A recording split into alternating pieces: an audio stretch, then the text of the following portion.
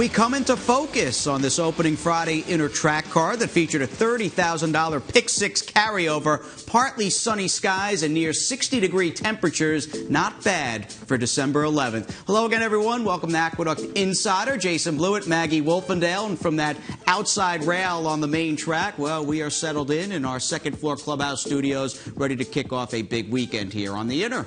Yeah, that's right. We have the Bay Ridge Stakes coming up tomorrow, our first stake on the Inter track, and we had some good performances, some shockers as well on the Inter as far as today's card is concerned. And a little leave the light on. Do you remember him? Won the Remsen back in 2014 for Chad Brown. He will start as one of the major plot lines on the Saturday card, but more on that, obviously. If you're tuning in, you probably know the deal. We'll preview Saturday's races a bit later in the show. Headlines, here we go. Pete Aiello. Well, he got his big break earlier today when it was announced that Oaklawn Park has hired him as their announcer going forward. Right, Jay. He's been the voice of the Gulfstream Park Summer Meet as well as Gulfstream Park West.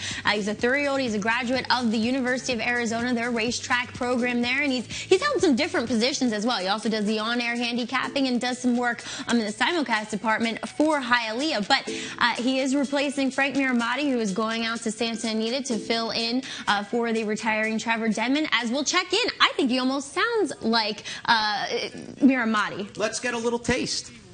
Driving to the lead now. Hope Cross emerges between horses. Sandiva on the outside. Lori Store shakes loose late, but the My Charmer handicapped to Lady Laura by a length and 3/4. It's a three-way go for second. Hope Cross on the inside. Lori Store on the far outside. You can hear a little Miramati, and maybe Frank an influence. Frank's been calling for quite some time, and Pete just a 30-year-old young man who's off and running with his career and good stuff there. Wish him the best of luck settling in at Oaklawn Park. Have you ever been to Oaklawn? No, I would love to go, though. I hear it's just a cool, pretty town as well, and a neat racetrack. You know, family-owned for so long that I really find those tracks very appealing. And, too, I've always heard that they have the best food, Jay. Yeah, I hear that as well, and it seems like that is just a great corned beef, just informed through our earpiece, and seems like a nice little sort of boutique town when their racing meet is open. It's a real racing town in winter through spring. Good stuff there, and we'll be listening to Pete Aiello going forward.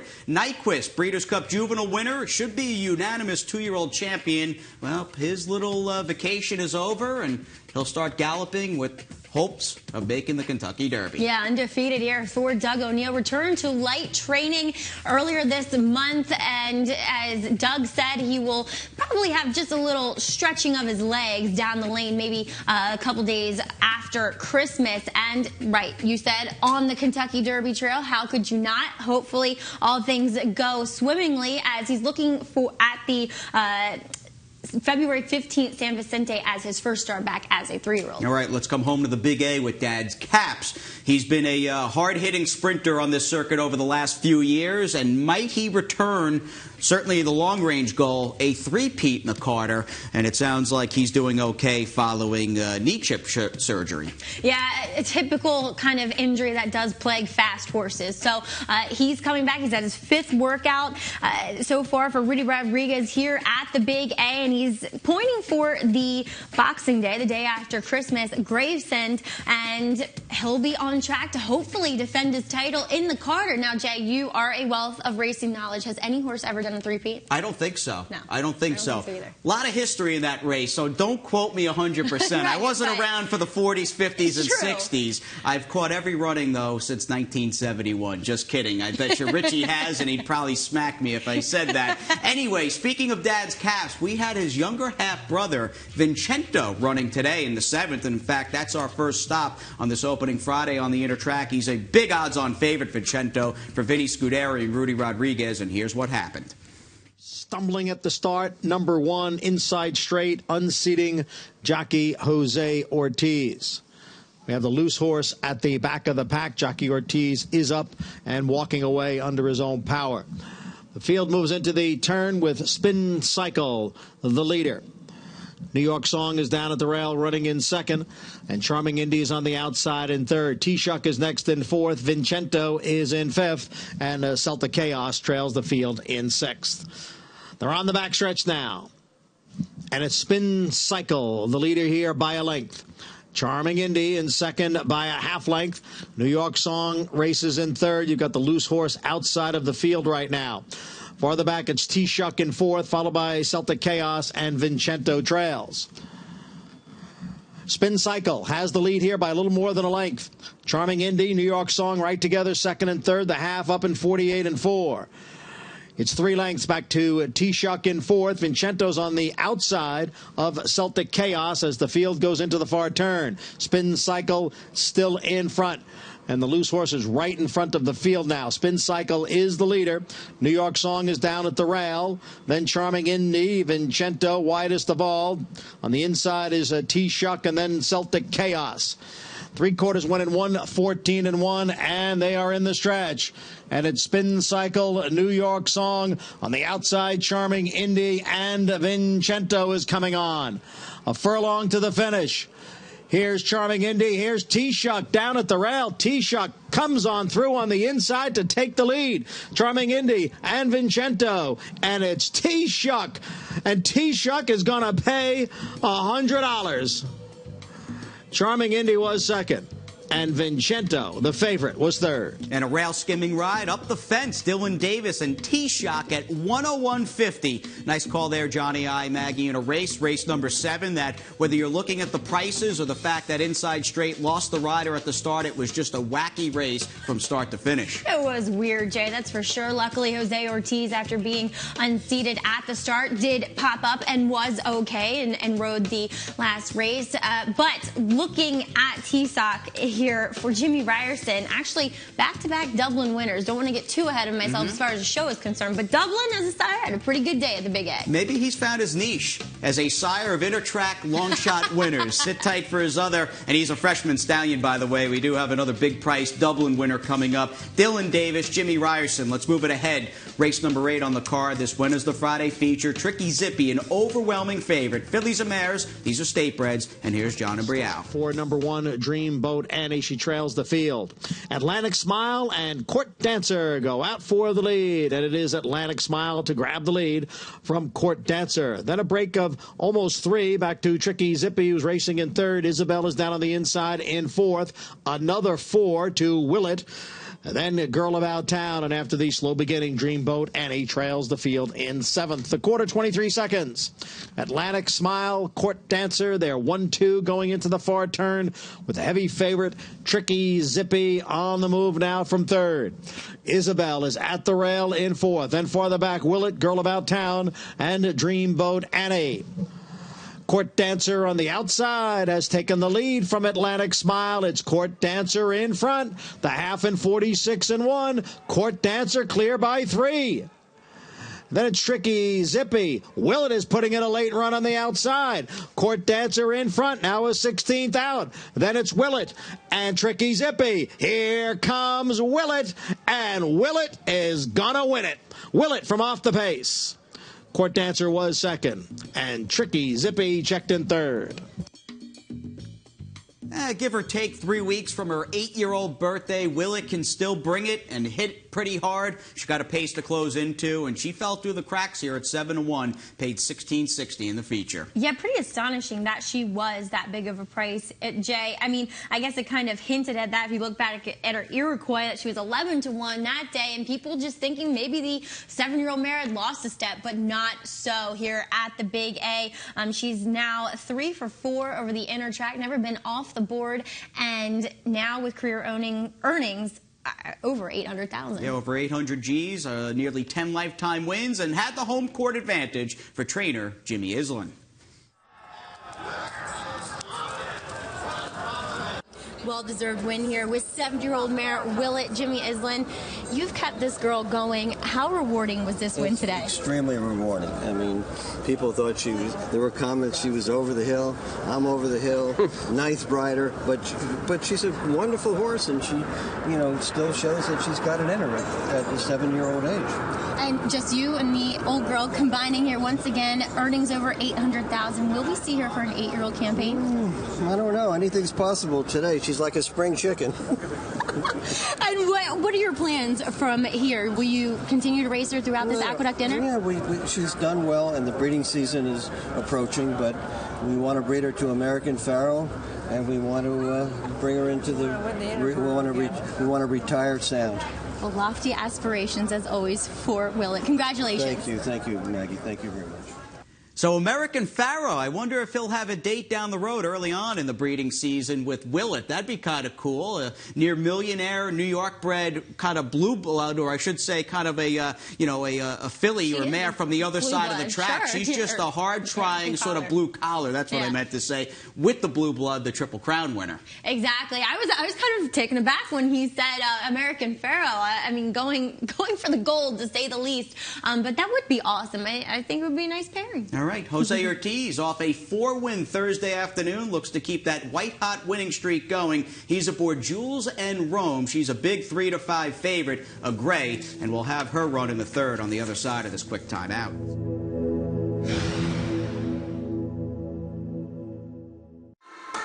Now you can enjoy your favorite pro and fantasy football teams while playing the races in style as Longshots welcomes back NFL Sunday Ticket.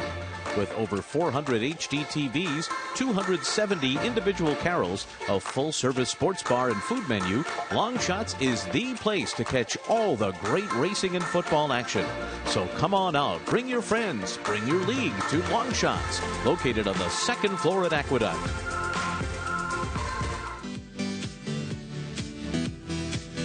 Back to the Big A. Manny Franco talking a little pre-race strategy. Is that Joe Orsino? No, that is Bobby Messina that works for Charlie Baker. He used to be a jockey at Finger Lakes. Yeah, Finger Lakes runner. Yeah. Won a lot of races up there, and working for a good trainer, a good boss, and boss that is in Charlie Baker. As Maggie and Jason welcome you back here on Aqueduct Insider, and look at that. It's Friday, December 11th. And we're a couple weeks away from the 2016 NYRA calendar on sale here at the Big A. Look at that. Always love to see the calendar, basically to see how the stakes are lined up and where all those racing days fall, but also the great pictures that are taken by our NYRA photography team under Adam Coglianese. All right, let's backtrack to race number 3. Jose Ortiz, again, had a pretty big Thursday. He is odds on at 3-5 aboard the gray Jules and Rome, who fills up that outside post. Bit rank in the gate. Let's send it up to Johnny I. And they're off. It was a slow start for number 4, Mom's Law. She's at the back.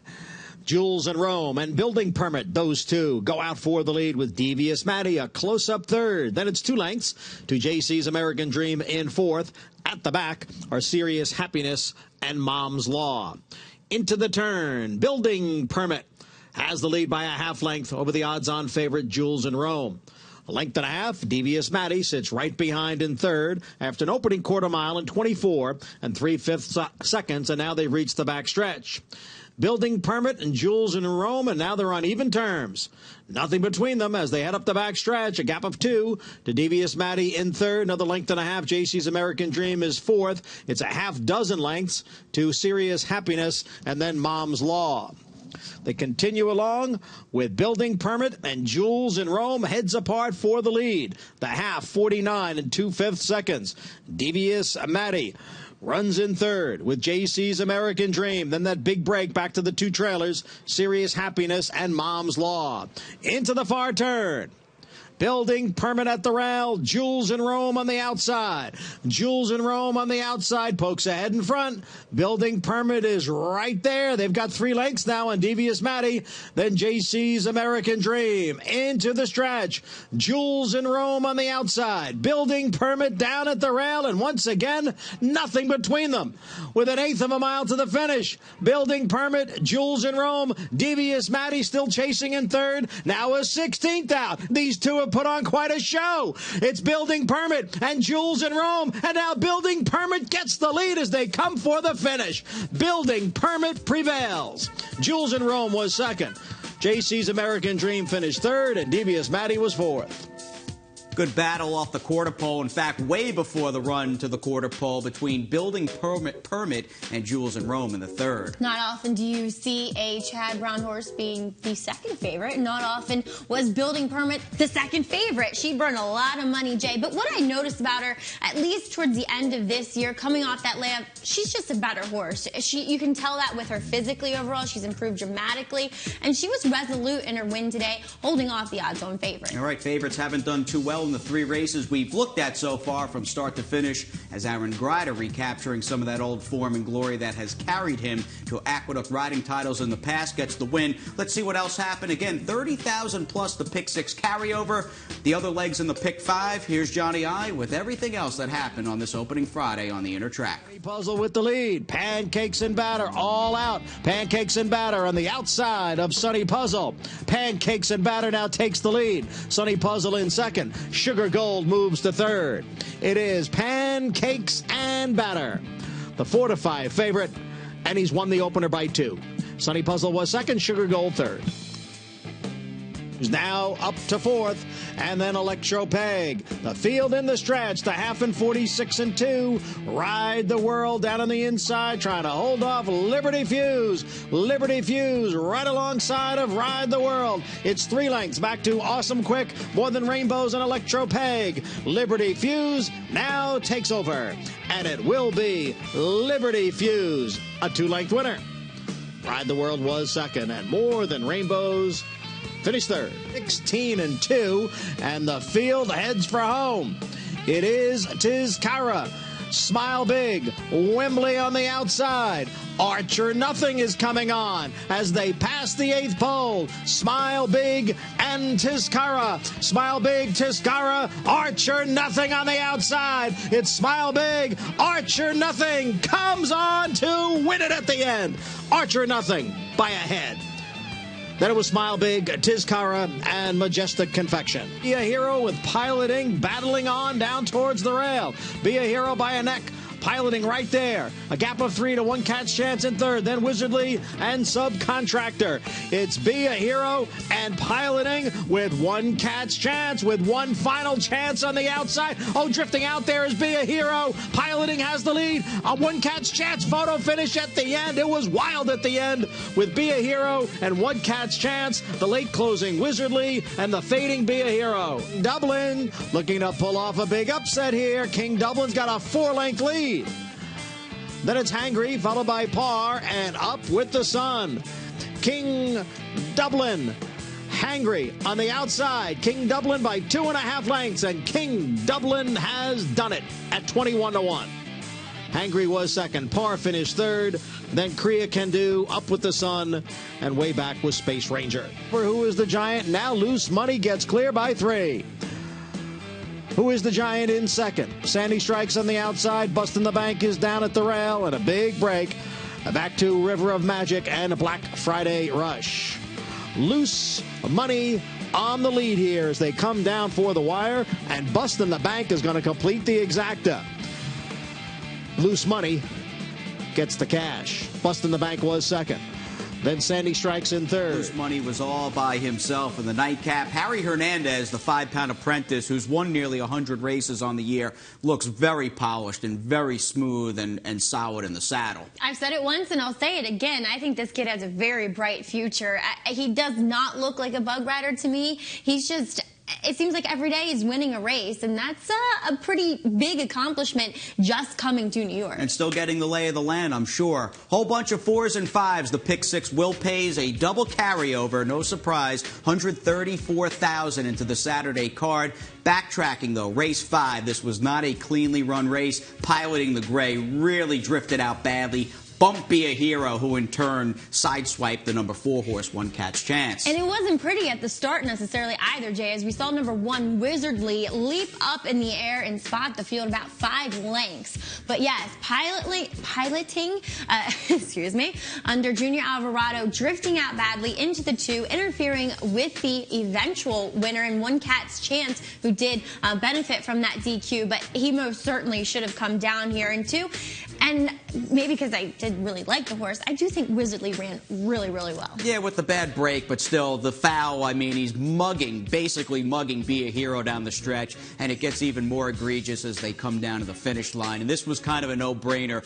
Travis Stone had liked one catch chance, and he came in right as they had hit the wire. I said, I don't want to jinx you, man, but the live pan looked pretty bad, and Junior Alvarado disqualified from first, placed third. I would imagine he'll get some days for that as we look at the rider standings. 9 different riders through 9 different races, won today. And siblings, Jose Ortiz and Erod Ortiz, each had a victory, and Dylan Davis and Jackie Davis both walked away with the W as well. 3 claims on the card, kind of a quiet day in the claim box. We had a 2-way shake on the drop down, Jules and Rome, who ran okay in the 3rd. Danny Gargan and Midwest, who were claiming a lot. JC's American Dream, Michelle Nevin and Jimmy Riccio, and Sandy Strikes out of the nightcap for trainer Leo O'Brien. Saturday preview, Leave the Light On. He's a previous Remsen winner. I'm sure Chad Brown has high hopes bringing him back. We'll talk about his chances in the Saturday 7th.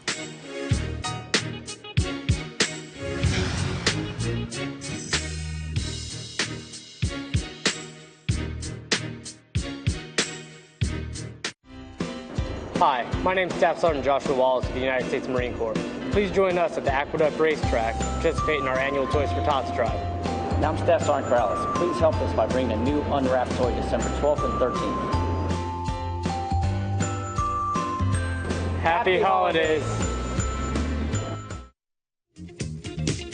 Who's that? Erod Ortiz Jr. spending another winter with us here at the Big A, of course. He'll be taking frequent trips down to Gulfstream Park, I am sure, trying to land a Kentucky Derby mount, but a young man who brings a good deal of levity, always smiling. I always like running into Erod Ortiz, and I like watching him ride, too, because he looks so good on a horse. I know, he is. He's just one of those guys that's just naturally in tune with horses when he gets on their back. And, 2, as you said, one of the most jovial people, I should say, that you could find at the racetrack. And as well, but Jay, you can find a Derby horse here at the Big A. You can find a Derby horse at the Big A. We'll have our Jerome coming up in early January, and Erod looks good on a hoverboard as well. I did like your tweet from a few weeks ago. It's Maggie Jason charging down the stretch on the show. Saturday 7th, we've got the double carryover. Let's check out 3 bullet point keys to this race, and I think the most important is the first one. Does the light shine bright?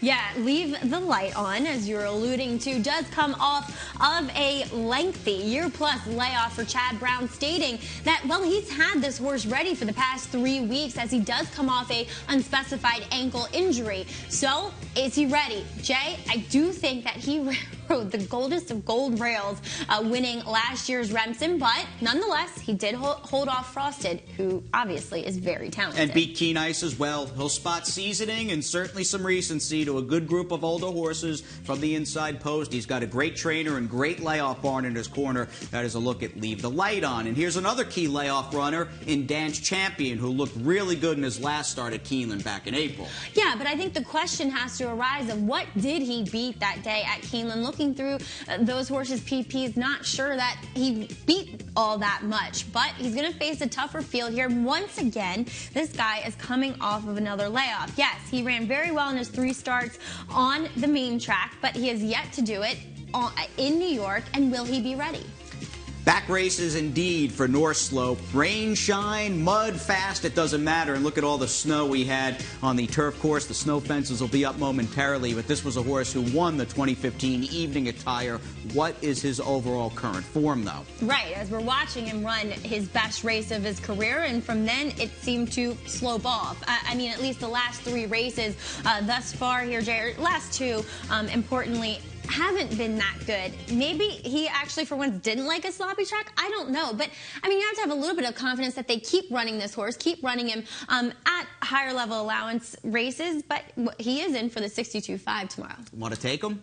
Yeah, why not? Let's go. All right, 50-50. All right, 31 G's apiece. Kieran McLaughlin also sends out Farhan, who seems to be off his game. We'll see how they do against Leave the Light On, and we'll see what the fillies and mares do in our featured 8th race, the Bay Ridge Stakes. New York-bred fillies and mares at a mile and a 16th. The keys to the race may be none more important than Flip Cup. Is she better on the synth as we check out Temperament Patty? I think that question is yes, as she's a grade 3 winner on the synthetic. But Temperament Patty, she's another one that comes out of a grade 3. She was completely completely overmatched. So in the Comely, as we are checking out her second to last race here in the Empire Distaff, I still don't know if this filly's that good around 2 turns. I just think she's better, a bit shorter. I do think, though, she is coming into good form, at least against the New York Breds. North of the border with Flip Cup, who's coming out of that Grade 3 win you just mentioned in the Maple Leaf, got 1.25 miles, and Wow. They've got the best of both worlds. My friend Cheryl Penny bred this horse. She's by a Canadian stallion, Right. so she can run in these races up there, but she's also a New York bred.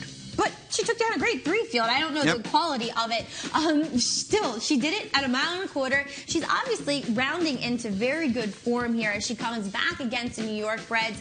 She does like Synth better, but she's still a winner of the dirt. And here's our Staten Island. The water gets deeper for all these horses, including Sharifa, who in the context of this race ran very well. And she'll go out for Adam Rice, who's deputizing for the suspended Linda Rice. That's right, Jay. And to me, in the paddock, coming off of that layoff on November 15th, she looked better than ever. Though she did finish up on her inside lead there. I don't necessarily like her going this far because she's going to get a little more company, you would have to think, from Carry Me Away down on the inside. So does that set it up for a horse like three Hail Marys? I think we really hit a groove here Saturday, especially during the second half, basically the entire pick 6, second half of the card. Some good-sized fields, races 7 and 8 are a part of that $200,000 guaranteed late pick 4. And you're probably aware it is time to continue our 2015 best in the Big Apple. The countdown continues. A supposed layup for Tonalist was anything but last 4th of July weekend at Belmont Park in the Suburban. It is Street Babe and Coach Inge together through a 46 flat half mile.